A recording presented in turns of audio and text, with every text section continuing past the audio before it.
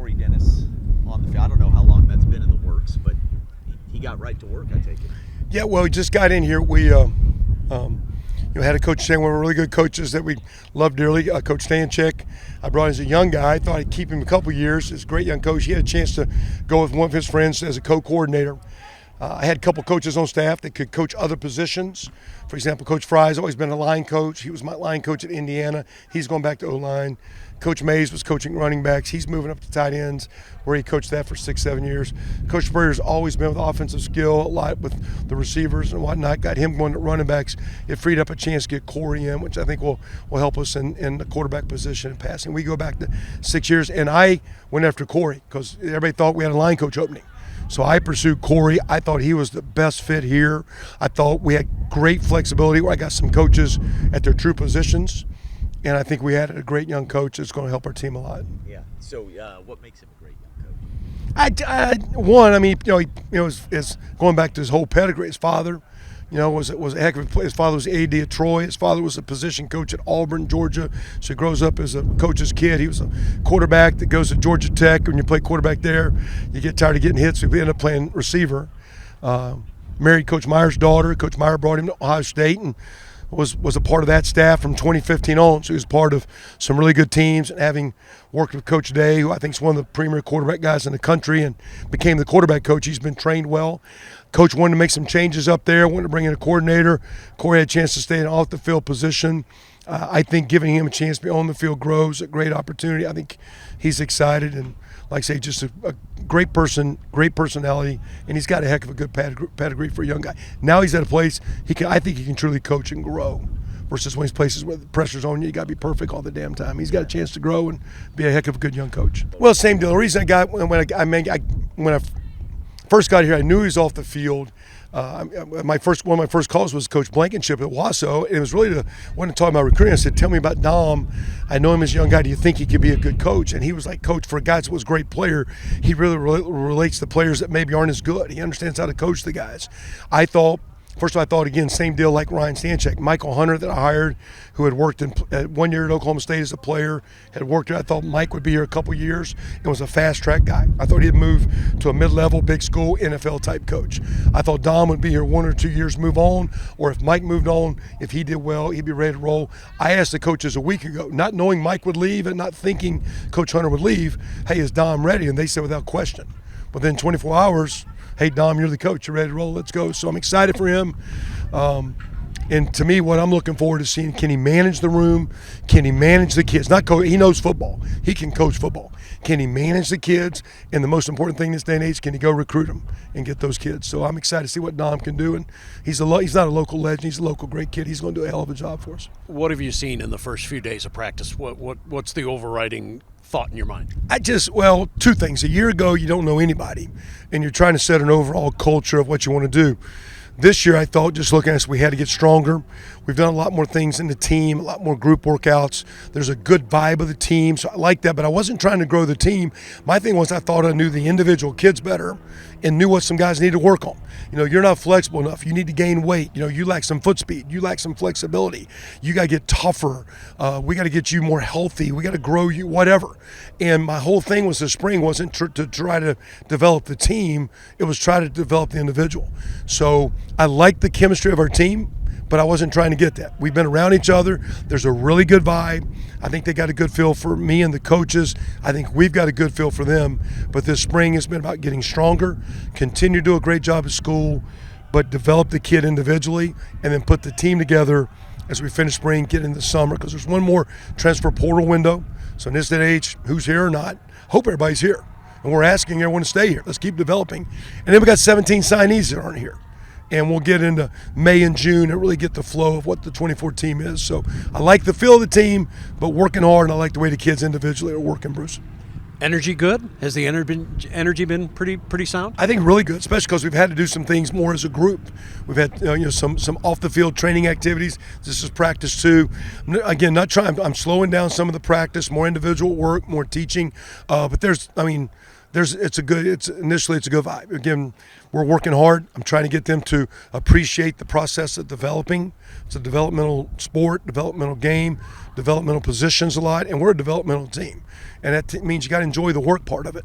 And so we're trying to embrace it, and we're working hard to keep our guys healthy, not beat them up, trying to build them up physically, but build them up psychologically with some confidence and some good energy. So it's been a good vibe. I like it. It's good. Coach, could you talk about Kirk France's performance in practice today, and what were your thoughts on how he threw the ball as well as some of the other quarterbacks? Yeah, he's doing good, and we have right now, a signee that's not here, and then Cardell doesn't have a shoulder problem. He had an injury they thought would heal, and it didn't, so they went in and do a little cleanup deal. So he's going to miss probably the bulk of spring and be kind of full go as we get in. We took a chance because it's best not to operate, but it just, every time he threw, it just didn't feel right to him. So Cardell now missing some of the competition. It's a little bit more just Kirk's world right now. My whole thing was I thought Kirk did well. I actually thought Cardell showed a lot of good flashes. I wanted to have a really good spring, really good summer, let the two guys battle it out, develop some depth, develop some esprit de corps in the quarterback room. That'll be Coach Dennis's charge now that he's here to keep that going. But I thought Kirk's looked well, and he's got good feel and good intelligence. He's young, he's growing. I'm just disappointed we're missing Cardell because I'd like to give him the same opportunity to grow, but we'll get him in summer and we'll keep those guys going. But Kurt's got a lot of work to do, but he's a good worker and he's doing really good. Is there any unit right now that you feel that needs to mesh in the spring, most importantly and the most? Yeah, probably all of them. I mean, right now I'm not the unit as much as just some individuals. We got some units that got some young guys got to mature up, and be ready. Got some guys that got to learn, and hopefully we can stay healthy. Because in this day and age, with the transfer world, all of a sudden a guy or two leaves you, and then a guy or two doesn't pan out or get hurt, you can get very thin at some positions. So I'm more concerned with we need some develop just overall depth, because I don't know if there's a unit of concern. But in this day and age of the transfer and who's in and who's out, you can go from looking like you're pretty good and pretty fat to being pretty thin and out of bodies real quick. So we got a lot of groups got to get better. But it's more about the individuals get better than the groups right now to me. Speaking of transfer students, there's a couple of guys on defense from their Broken Arrow products. There's Zach Marchicelli and Gavin Potter. Anything you've noticed about them? Look good. I mean, looked really good. And the other third one is Chris Thompson, young man from Duncanville, Dallas, Texas, that come out of Southern Cal. Those three guys got nice vibe, nice look, good look. I mean, they got good natural just energy. They look good on special teams. I think the two teammates like being together and having some fun with each other like they did. They got a nice little vibe about them. They're learning. C.J. Turner is a freshman. Those are the four guys with Elijah Wilson getting the bulk of the backer work. But those guys, the two BA guys, Gavin and Zach, are I think happy to be here. They got a good look in their eye, good energy. Chris Thompson's another compliment there.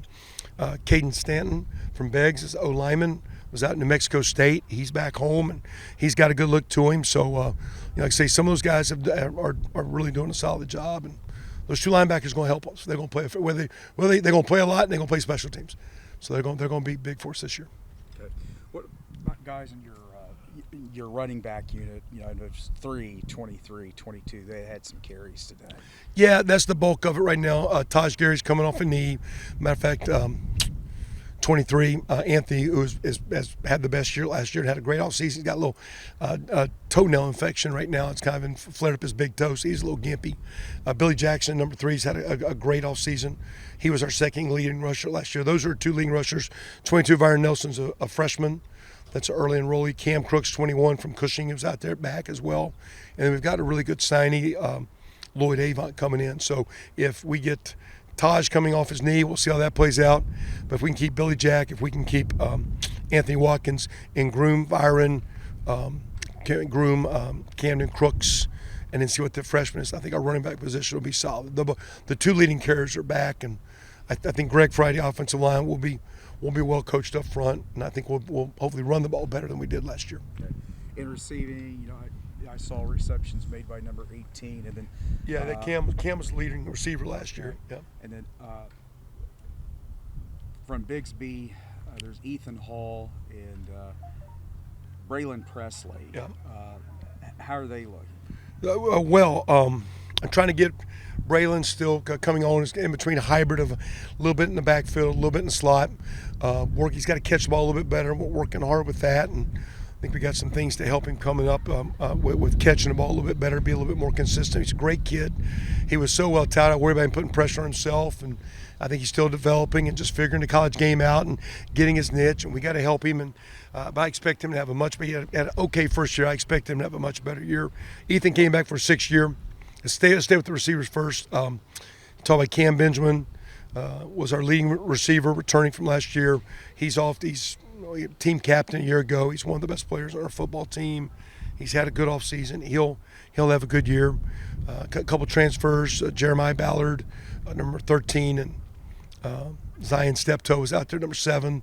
That's a Purdue transfer, and UTEP transfer. Those guys are doing well. Grayson Tempest, number 21 from, or is it 20? Was he wearing 20 today? He's wearing 20 today. He's 20 today. From Tulsa Union. He's doing a nice job in the slot. Devin Williams, 19. So we still have Marquise Shoulders, number 4, still a little bit limited with a foot that he hurt last year. He's still not quite 100%, so we don't have him truly going yet. But I think that position's going to have some depth. And we've signed 4 really good receivers aren't here. Ethan Hall, Cowboys, our veteran. Another guy like Cam Benjamin, a team leader, old guy doing well. But Luke McGarry, the freshman. We've got Connor Vaughn really coming on as a 3rd-year player tight end. Jackson Ford and Julian Roberts are 2 true freshmen. The tight end group will help that O-line, and those are big, talented players. So we got a lot of work to do, but we got a good group. I like where our guys are.